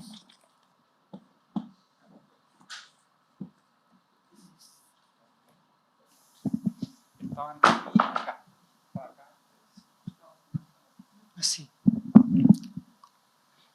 Pido disculpas por anticipado porque son como muchas aristas y puede que esto suena como un puzzle, como un rompecabezas. Y bueno, que en el fondo yo creo que todo lo que estamos diciendo es parte de un rompecabezas. Partiendo por algunas menciones que ya se han hecho, por ejemplo, de la estadística de que se abrió un 10% o de que fue durante el estallido un nosotros. Yo creo que en realidad hubo mucha expectación, pero nunca se logró involucrar a la mayoría en los dos procesos. Hasta el 4 de noviembre hubo mucha expectación, pero mucha gente no fue a votar por un gobierno progresista. Y la respuesta que tú das también al síntoma me desconciertan en el sentido que yo siento que las respuestas cotidianas que veo en la gente son mucho menos claras, mucho menos direccionales. Pienso también en qué es lo que definimos también como una ultraderecha. Recuerdo un poema que escuché también en el Museo del Estallido, acerca de un muchacho viendo Pornhub, acerca de una señora jugando juegos de celular, acerca del obrero que ve TikTok o que simplemente fuma en el paradero. Aquellas mayorías que están tan saturadas por su cotidianidad y por el cansancio, lo que en Estados Unidos también se ha visto, como la crisis de los opiáceos, o bueno, todo el área de las adicciones acá en nuestros países, entre nuestros jóvenes. Pienso también en la mención que se hizo a los desposeídos de Ursula K. Le Guin. Y algo que me suele suceder es que creo que escucho escucho a la gente hablar de él y pienso que hemos leído un libro distinto, porque Anarres es también una sociedad de porquería. Y ahí el mensaje principal del libro es que lo que lo une a los humanos es el dolor. Yo ahí más que un anarquismo veo el sueño de los anabaptistas del siglo XVI, de que todo sea la comunidad, de una sociedad menos egótica, pero una sociedad que sigue manteniendo muchos problemas. Y hace poco también fueron los 500 años de la guerra de los campesinos. Thomas Müntzer, el teólogo de la revolución, pero que también era una lucha contra todo este humanismo, todas estas autoridades que habían perdido su autoridad, pero era de la estatura, es quizá un antecedente del nazismo, de los Proud Boys, de la estatura de los sueños y de un desprecio también por la barbarie de los letrados, de la cultura. Recuerdo también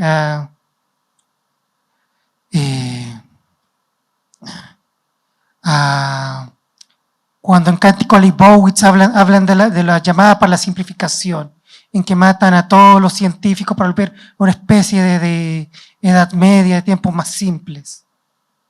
Entonces veo también una gran soberbia entre nosotros los sujetos atípicos, porque las grandes masas ya no se involucraron con estos grandes procesos, con la crítica, o se encierran en el día a día.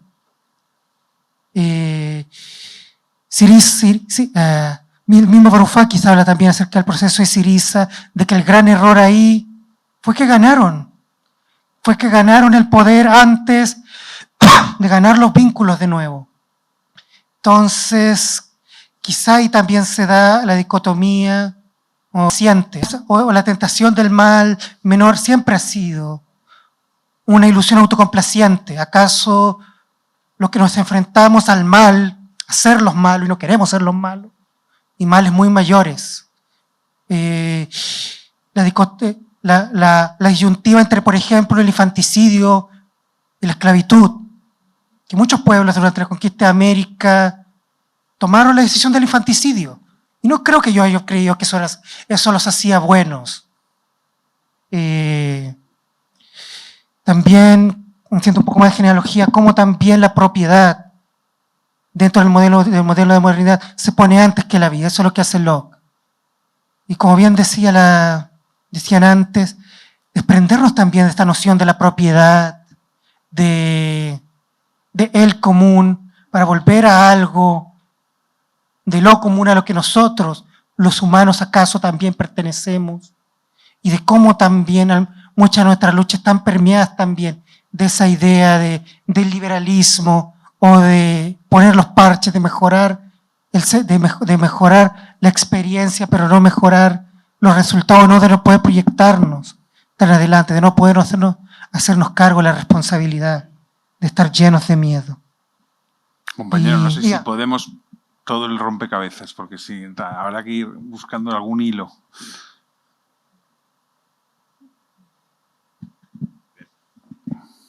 Gracias. Primero que todo, agradecer por este espacio, porque en realidad es la primera vez que estoy en un espacio así, y me fascina, porque uno puede compartir ideas y poder conversar, ¿no? Amador, agradecer también por las reflexiones que has traído para poder movilizar este espacio. Frente a eso, o respecto de eso, hubieron hartos ecos en mí respecto de las reflexiones y pude canalizar algunas cosas, como por ejemplo, en estos tres vínculos que tú mencionas, ¿no? El personal o del sujeto, el social, y después colocas el de la tierra. A mí me parece interesante que pareciera que faltara o estuviera en ausencia la institución, ¿no? El estar en una institución, también hay un vínculo, ¿no? Y con el tema de la tierra me vinieron varias imágenes, y una de ellas es la historia de la palabra de los pueblos ancestrales, especialmente en Latinoamérica. Y a raíz de eso vino a mi mente Gustavo Sublet, un filósofo, entiendo yo, chileno, Gastón Sublet, que falleció creo que hace 2 semanas, ¿no? Muy poquito. Y él comentaba, Gastón Sublet, que los mapuches, cuando fueron a México y tuvieron contacto con el pueblo de México, México, en sus pueblos originarios, ¿no es cierto?, tenían toda esta estructura vertical, ¿no? Donde tenías a las personas que tenían una estructura vertical. Y Gastón comenta que cuando llegaron nuevamente y conversaron entre los pueblos, entre los mapuches, dijeron, nosotros no tenemos nada que enviarles a ellos, ¿no? Porque ellos están ostentando eso. Nosotros no necesitamos hacer estas pirámides, porque guardan algo mucho más bello. Entonces yo me quedé pensando en eso, respecto de cuál es la tarea y cuál es lo que nosotros como seres humanos podemos cautelar, podemos proteger, podemos cuidar, un poco en el sentido de la tierra, ¿no? ¿Cuál es el horizonte de nosotros como seres humanos que va más allá de blanco-negro, derecha-izquierda, ¿no? Pensamientos dicotómicos, que podríamos pensar a lo mejor en pensamientos de tres, ¿no? Dialéctica, y un poco en ese proceso. Y eso gatilló también esta mirada que decía la compañera por acá de la anarquía, también como un poco desbloquear ese pensamiento más dialéctico, ¿no? O sea, perdón, más dicotómico. Entonces, me dio la sensación también de que de alguna manera la complejidad de poder conversar entre todos es porque también hay un susto a la diferencia. ¿Cuánto podemos escuchar de la diferencia del otro, ¿no? Y retomo eso en una parte que me fue muy significativa cuando estaban hablando de la Constitución, ¿no es cierto?, del momento en que se trabajó la Constitución y en algunos momentos la mostraron por la televisión, y hubo una persona aymara que se quebró porque era primera vez en su vida que podía hablar en aymara. Entonces, ¿qué pasa con la palabra? ¿Qué pasa con la diferencia? ¿Qué pasa con el sostener la diferencia del otro en la palabra, en un gesto de afecto? Entonces, es como que estuviéramos con una costra encima, ¿no? Estuviéramos un poco tapados. Y la última viso de la reflexión es esto de la tecnología que también mencionaban, ¿no? Cómo la tecnología desde siempre, no solo ahora, desde siempre ha sido un instrumento que los humanos depositamos en él, ¿no?, para poder ejercer cierta actividad. Y en este caso, claro, las tecnologías como la inteligencia artificial, las redes, obstaculizan mucho más esa posibilidad a lo mejor de vernos, ¿no?, y de poder estar juntos. Eso. Gracias por el... Bueno, muchas gracias por el espacio, Amador, también por tu intervención y a todas las compañeros, amigos y amigas que han intervenido después, ¿no?, y han abierto un poquito la conversación. Yo quisiera hacer un comentario y una pregunta, y que iría en tres momentos, ¿no? Me parece muy interesante que tu charla al momento de darse aquí, la conversación al darse acá en Santiago y en Chile, automáticamente tenemos como punto de referencia más cercano a nuestras experiencias vitales de desborde, como mencionabas tú, ¿no?, en la escuela, etcétera, o un episodio común a nivel nacional, que fue lo que se llamó el estallido social, ¿no?, esta revuelta que de cierta manera abrió el horizonte de posibilidades, ¿no?, y nos invitó también en su momento a ficcionar el porvenir, ¿no? No tanto a tratar de adivinar el futuro, cómo iba a ser, a hacer perspectiva y ese tipo de cosas, sino a ficcionar e imaginar, que era una de las preguntas que tú planteas. Me parece interesante porque hubo una producción textual, no solamente de videos, de posts en redes sociales y ese tipo de cosas, sino una producción, por ejemplo, literaria, muy brutal, gran cantidad de libros, muchos libros que repetían gran parte de las tesis de las ciencias sociales del siglo XX, pero yo me quedo con dos libros que a mí me volaron la cabeza. Hay un libro que se titulaba algo así como El lenguaje es un arma de largo alcance. Y tenía una bandera negra, ¿no?, de Chile, sin autor. Lo abro y era simplemente la transcripción de todos los muros de lo que en ese momento, y algunos hasta el día de hoy llamamos la Plaza Dignidad, ¿no? No había autor. Era la borradura del autor y era más bien la transcripción, las marcas de esa imaginación popular que quedaron en los muros.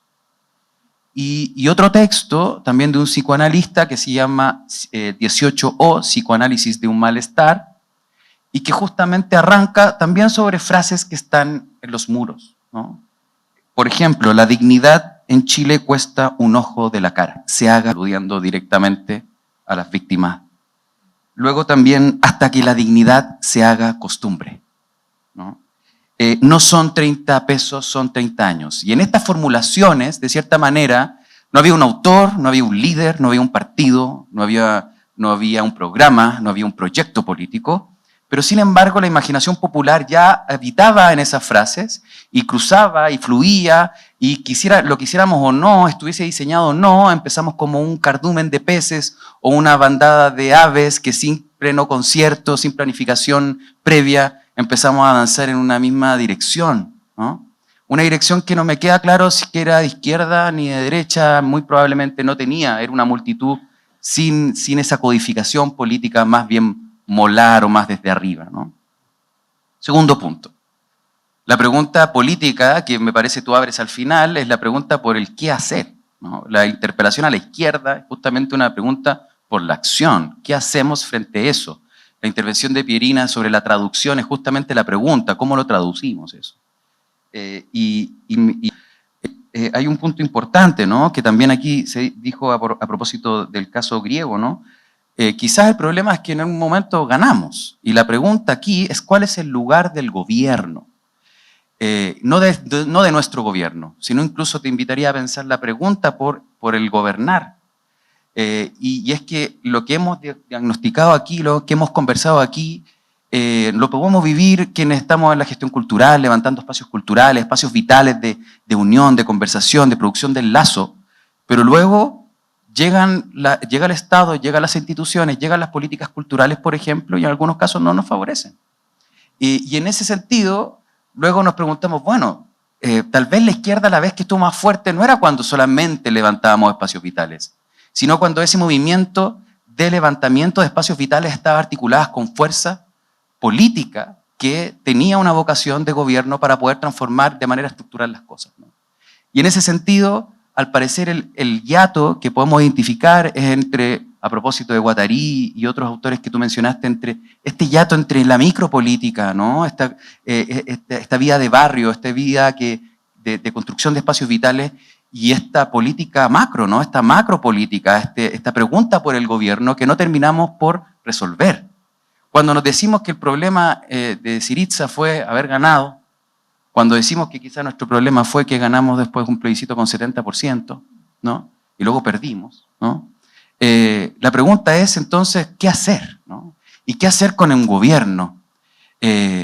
Porque al parecer la política y el campo de la política tiene reglas y tiene modos que no solamente son parte del capitalismo, ¿no? Que podemos rastrear hace mucho tiempo.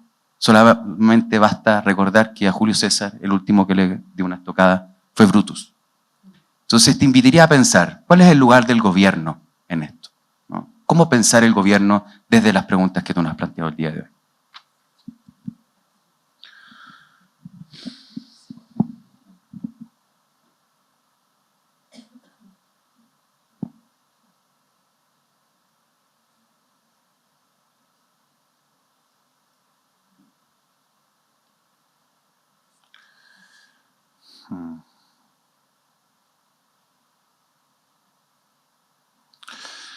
Bueno, la cuestión de la traducción, la verdad es que los amigos en Madrid pues le estuvimos dando muchas vueltas porque fue una metáfora esencial, digamos, del pasaje entre lo que fue nuestro estallido, digamos, muy distinto al chileno,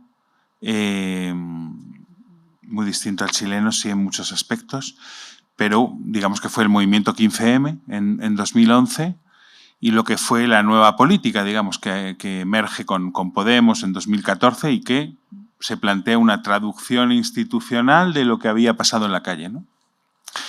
Entonces, bueno, a través de varios amigos, que son amigos también comunes por aquí, pues estuvimos preguntándonos mucho sobre la metáfora de la traducción.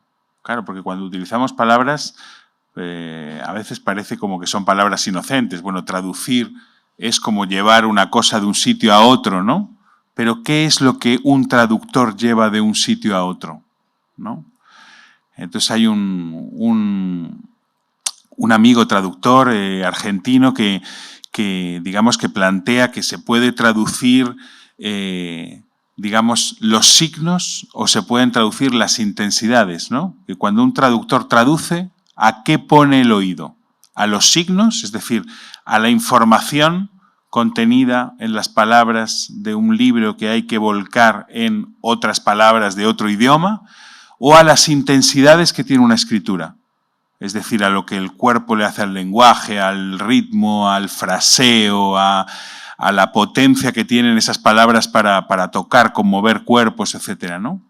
Entonces, el traductor escucha el signo, la información, o escucha y trata de recrear las intensidades, las energías, las fuerzas de lo escrito, ¿no?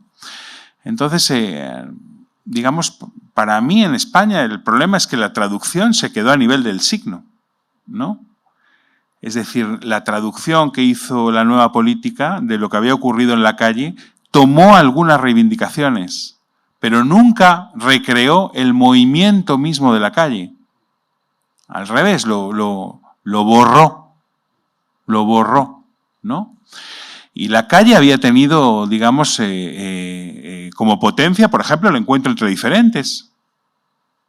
Ni siquiera era un movimiento que se decía de izquierdas, pero cuando el movimiento se quiso traducir a lo político, Podemos se tenía que nombrar como de izquierdas, por ejemplo, ¿no? Izquierdizar una lucha que no se había planteado a sí misma como izquierda, ¿no?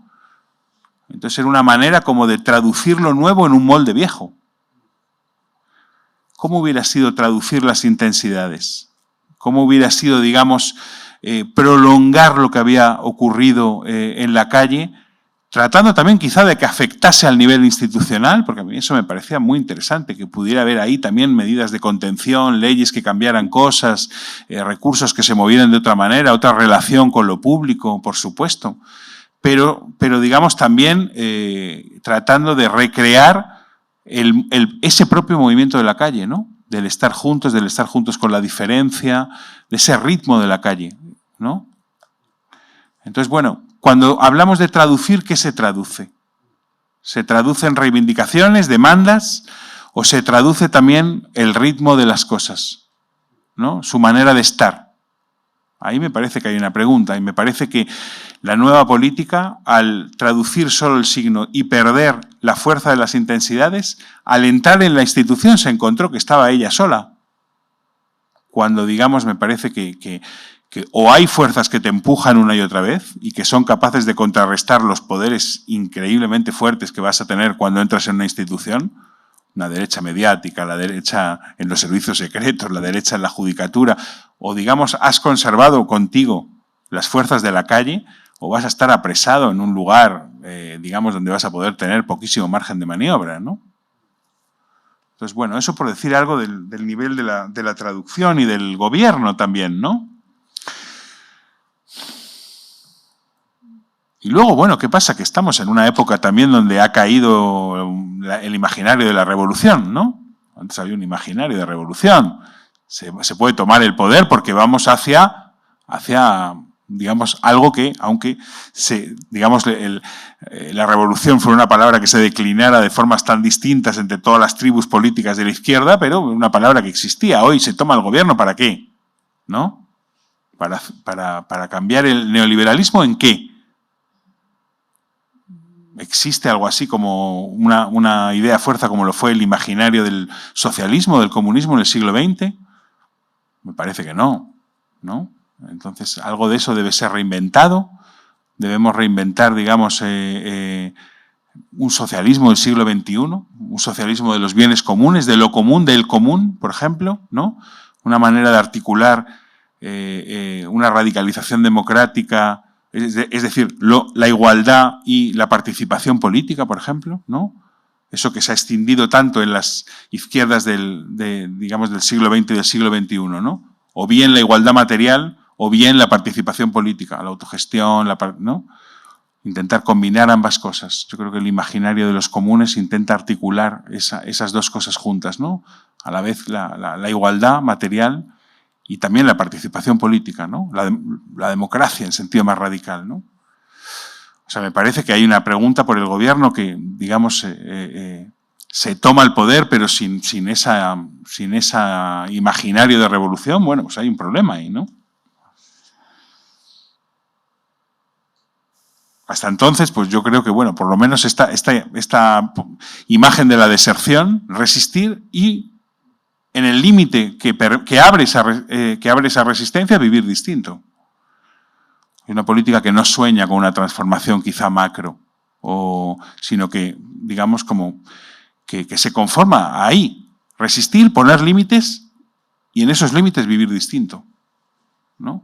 Por lo menos, como decía Descartes, una moral provisional, pues una política provisional, que fuera resistir, poner límites y vivir distinto, y tener una relación amorosa con el mundo, ¿no? De cuidado y no de explotación, de forzamiento, ¿no? Bueno, no sé si hay más palabras por ahí.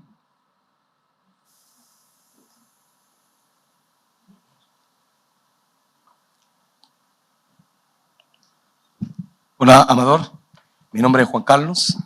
No es casualidad estar acá, como dijo el varón. Yo te escuché hoy día en la radio, y por eso estoy aquí. No estudio filosofía, nada de eso. Mi pregunta para ti también, si uno nace filósofo, porque a mis 45 años me he puesto a pensar muchas cosas, más allá de lo que ustedes hablan de la política, tema social. Para mí lo más importante que lo que dijiste tú al final, que es el amor. El amor hoy en día está enfocado para los niños en nada, no existe el amor. No hay un desarrollo de crearle el amor a los niños, sino que está apoderado por la tecnología, como decían por ahí. La falta en los colegios, como ustedes están hablando, yo lo veo. Yo hago un trabajo social, sociológico a la vez, soy artista de la calle y me he puesto a pensar muchas cosas del tiempo que tomé esta rienda de trabajo, de cómo sacarle una sonrisa a una persona, de cómo introducir a lo mejor en la política o en una junta de vecinos, en un espacio a lo mejor donde mi palabra es importante, pero a veces no es escuchada. Entonces tengo que actuar, no soy actor de profesión, pero tengo muchas cosas como dones que me hacen posible sacar de mí el amor y poder plasmarlo también en la política. No se habla del amor, no se habla de esas cosas, como tú dices, hacia la naturaleza, hacia las cosas que a lo mejor poniendo también a Dios en medio de todo, es que nos da la visión de poder disfrutar del color verde, el poder disfrutar de que la persona se está riendo. Hoy en día están todos con las caras congeladas, apretadas. Venía en el metro, se tuvo recién el metro, una puerta se abrió del metro y yo estaba preocupado por llegar a la hora aquí. Entonces eso para mí me produjo, dentro de mi pensamiento filosófico, quedarme detenido hasta que la solución fuera. Pero también se produce un caos de las personas. Se sacaron todos los pañuelos, había una desesperación dentro del metro. Entonces, ¿cómo pararme y decirle, amigos, por favor, conténganse? Esto va a pasar siempre, esto es tecnológico, lo humano es lo más importante, el pensar, van a llegar igual a sus casas. Nadie se detiene a hablar de eso. Y para mí eso es parte del amor. Yo trabajo socialmente en un semáforo, me he tenido que disfrazar de distintos personajes. Saqué un personaje militar, en la cual he tenido mucho prejuicio, pero aún así le coloco músculo al militar y trato de defender para que esa persona se dé cuenta que es un ser humano el militar. No es un militar porque es militar, por una historia también condenada.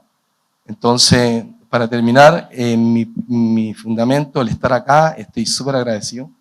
Me gustaría a mi edad enfocarme en poder estudiar filosofía y poder, de toda la experiencia que he tenido de mi vida, que he vivido toda la vida del arte, poder terminar algún día diciéndoles que la clave para cambiar todo es el amor. Es el amor hacia las cosas, es el amor, todo está prestado, tú estás prestado, tu libro está prestado, todo va a desaparecer. Y para terminar, lo que me hace presente estar aquí, porque me ha venido en cuestión, a través de la tecnología también, experimentar la filosofía estoica. Así que escucharte hoy día en la radio, yo dije, yo tengo que estar ahí. Así que, Amador, un placer conocerte. A lo mejor eres el primer filósofo que estoy conociendo en persona y que me pueda llevar algún día a florecer o filosofar humanamente de mi corazón. Eso.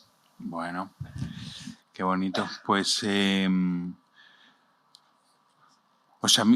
digamos, casi más que la filosofía para mí es una cuestión de si nos animamos a pensar, ¿no? La filosofía es un modo del pensamiento, pero casi si nos animamos a pensar, es decir, hacer preguntas, tener preguntas propias y ensayar respuestas, ¿no? Abrir sentidos, crear sentidos, poner nombres a las cosas, Y es la manera, digamos, de que no sean otros los que nos ponen las preguntas que nos deben preocupar y las respuestas que debemos seguir, ¿no? Es decir, es estar en la vida, digamos, con la dignidad de poder inventar algo propio, de poder vivir algo propio, ¿no? Entonces, la filosofía luego, digamos, pues es una de las maneras, pero yo creo que todos somos filósofos en el sentido de que todos nos hacemos preguntas y tratamos de inventar con los recursos que uno tenga, que pueden ser los libros, las series, lo que uno logra, digamos, pensar a partir de la propia experiencia, inventar respuestas propias. Y ahí me parece que ahí es la cuestión fundamental, ¿no? Hay un pensamiento, me parece, en los chicos en las escuelas, en la gente que trata de inventar una vida propia, digamos, en los intersticios de esta vida mercado, de este capital. Y eso me parece que es muy a escuchar, ¿no?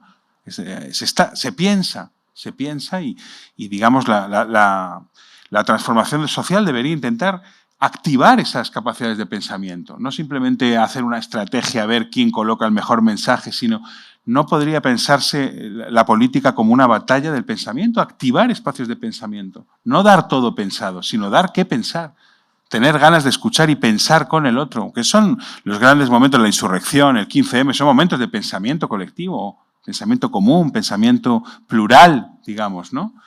Entonces me parece que ahí es otra de las cosas que se pierde en la traducción institucional de esa política callejera, ¿no? Y luego la cuestión del amor, la verdad, me preocupa muchísimo a nivel personal, a nivel político, la verdad, cómo podríamos entrar a este tema. Hay un momento de Simone Weil, que es una filósofa que colocó el amor en el centro de su pensamiento y es una bárbara, es una cosa tremenda, su escritura, todo lo que llegó ella a pensar. Y entonces decía, bueno, ¿cuál es la fuerza que nos puede llevar a renunciar al demonio y sus tentaciones, digamos, ¿no? Es decir, traducir al presente, ¿cuál es la fuerza que nos puede llevar a renunciar a todas las promesas, digamos, que hace el capital? El capital tiene una cantidad de promesas tremenda, una cantidad de sustancias, de tecnologías, de ilusiones, muy fuertes, ¿no? Realmente, en la disputa del deseo, él tiene mucha ventaja. ¿Cuál es la fuerza que nos podría llevar a renunciar, a decir que no a todas esas tentaciones, ¿no? A todas esas promesas, a todas esas ilusiones? Pues yo creo que ella dice, es el amor a otra cosa que se está viendo dañada por mi enganche del deseo a todo ese mundo, ¿no? Porque ya no tengo tiempo para pasarlo con los seres queridos, porque ya no tengo tiempo para dedicarlo a nada, a estar, a cuidar.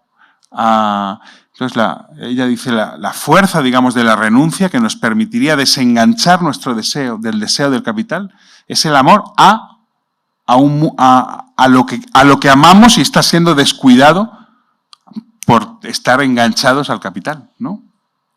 Entonces, digamos, precisamente en ese sentido como una fuerza del amor, como una fuerza el que nos puede llevar precisamente a operar ese desenganche, a que nuestro cuerpo, nuestro imaginario, nuestro deseo no esté enganchado a lo que propone el mercado, a lo que propone la tecnología, ¿no?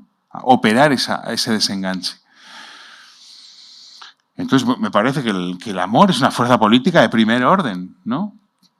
Que desde luego no entra en la política tradicional. Ahí no es otra cosa que... Pero digamos, cómo pensar que, bueno, en esa disputa del deseo, pues el amor es lo que puede llevar, digamos, precisamente a agarrarle el gusto a otra vida, ¿no? Otra vida en una relación amorosa con lo existente, ¿no? Y me parece que tiene que ver con lo que has dicho muy bien, ¿no?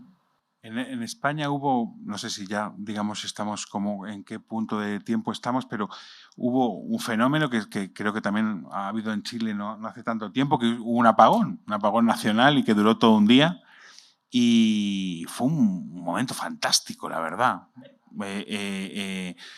Porque, bueno, claro, un momento donde, digamos, la vida mercado se tuvo que parar porque, digamos, la tecnología que la asistía, la electricidad, pues no llegaba, entonces no había manera de trabajar y tampoco había conexión a Internet, ¿no? Entonces, bueno, todo fue rebuscar en casa a ver si encontrábamos velas, un transistor, etc. Y bueno, hubo un primer momento donde los medios de comunicación decían, bueno, va a ser Mad Max, ¿no? Esto van a empezar en determinado momento los disturbios, los saqueos, la guerra de todos contra todos. Pero lo que ocurrió ese día es un momento de felicidad colectivo realmente impresionante de vivir, ¿no? Entonces, digamos, un momento que fue la amabilidad con los demás, la ralentización del tiempo y que no había más posibilidad que estar, ¿no? Yo le doy muchas vueltas últimamente a esta cuestión, la importancia del estar simplemente, regalarse tiempo, acompañarse, estar con los afectos, ¿no? Estar sin más. Y lo que cuesta hoy, estar sin más, ¿no? Y fue un día de estar sin más. Además, todos absueltos de culpa porque, no se puede hacer nada, ¿no? Entonces, el policía mental que tenemos que dice, no, hay que trabajar, hay que producir, tienes que subir algún vídeo a Instagram, pues ese día no tenía nada que hacer, no se puede hacer nada. Absueltos de culpa, podíamos entregarnos a la felicidad de estar, ¿no? Y fue un momento de felicidad colectivo en el estar, en la cooperación, en el encuentro entre desconocidos, en el echar una mano a quien lo necesitaba, en disfrutar el tiempo, en disfrutar el espacio público. Yo me pregunto, la izquierda ya no puede disputar con el capital en términos de felicidad. El capital tiene de su lado todas las imágenes de felicidad, todas las tecnologías de felicidad, todas las ilusiones de felicidad. Lo que es feliz, digamos, está del lado del capital. Hay que tener dinero para comprarlo o no, pero ahí afloró una imagen colectiva de disfrute, de bienestar, de felicidad, no capitalista, ¿no? Que tenía que ver simplemente con estar, no era nada mucho más allá.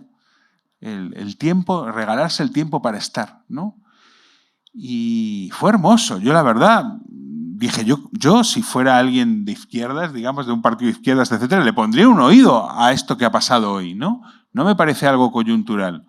Me parece que ha aflorado un deseo latente muy fuerte y una imagen de felicidad muy fuerte, ¿no? Cuando decíamos la revolución ha caído, la revolución tenía sus imágenes de felicidad, aunque desgraciadamente estaban muy depositadas en el futuro, ¿no? En el futuro habrá la felicidad cuando el progreso, cuando lleguemos, y el futuro nunca llegaba y nunca se realizaba esa felicidad. Esta fue una felicidad presente, experimentada por los cuerpos en el presente, pero quiere decir que hay un malestar con la forma de vida, no con la electricidad, sino con la forma de vida, ¿no? Y que hay un anhelo de otra manera de vivir, ¿no? Que te dé el tiempo suficiente para estar, para cuidar, para disfrutar el espacio público, etcétera, ¿no? Entonces, bueno, ahí me parece que la disputa por la felicidad o por otras imágenes de felicidad, que estuvimos hablando también en el último viaje, pues fue importante y aquí emergió una imagen de felicidad colectiva en el apagón, ¿no? Es decir, cuando se interrumpió la vida de mercado. En la interrupción afloró otra imagen de felicidad colectiva, ¿no? Y fue un día muy hermoso, la verdad. Bueno, no sé si te parece. Sí. ¿Paramos un poco? ¿Paramos? Sí. No, porque bueno, creo que hay mucho que procesar, ¿no? Y a lo mejor, bueno, pues yo creo que podemos dejarlo aquí. Muchas gracias, Amador. Nada, muchas encantado. gracias a todos, a todas por venir.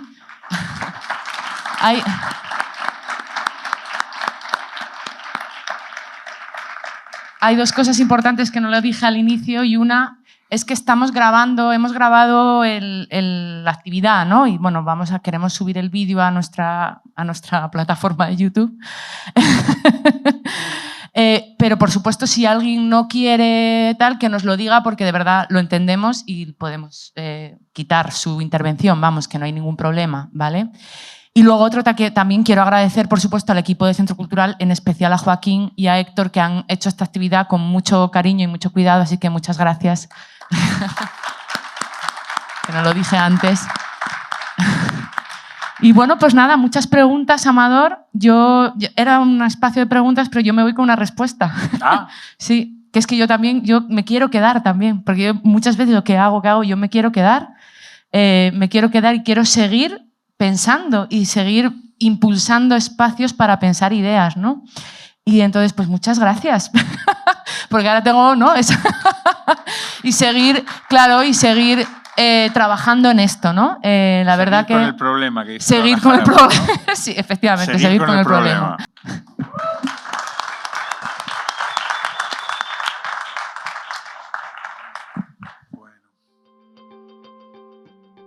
Esta producción sonora fue realizada en los estudios de Radio Inventada del Centro Cultural de España en Santiago. Las opiniones vertidas en este programa son de exclusiva responsabilidad de quienes las emiten y no representan necesariamente el pensamiento de Radio Inventada o el Centro Cultural de España en Santiago.